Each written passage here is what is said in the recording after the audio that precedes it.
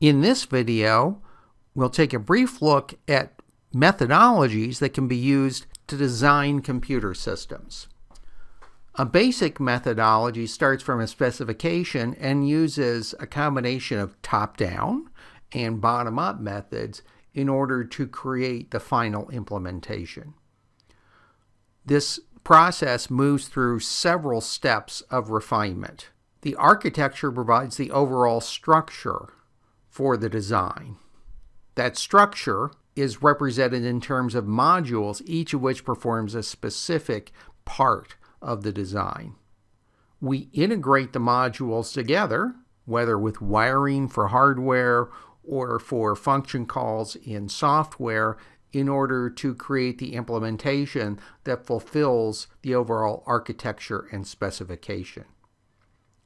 At each step, we can validate that our design is doing what we think it should be doing and verify certain important properties of the design. We can also apply redesign. For example, problems we find during module design may need to be addressed by updating the architecture and then going back and redoing certain aspects of the module design.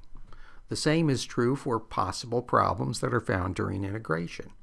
Those may be addressed either by updating a module or more than one module, or perhaps updating the architecture. Hardware design generally starts from a hardware description language model that gives an abstract representation of the hardware, such as a register transfer machine or a finite state machine. Logic synthesis turns that abstract description into logic gates. Physical design performs placement and routing in order to determine how the logic will be implemented on the chip.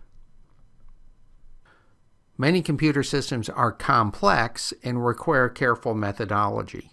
One methodology that's used for complex systems is known as the V methodology because it takes a top-down view of implementing the system and a bottom-up view of integration and test. In implementation, we go from the most abstract system representation all the way down to modules. Testing the design and integrating the pieces moves bottom up from the modules through the entire system. Along the way, we use verification and validation methods to make sure that each level of abstraction is properly implemented, that it does what it's supposed to do. Thanks for watching.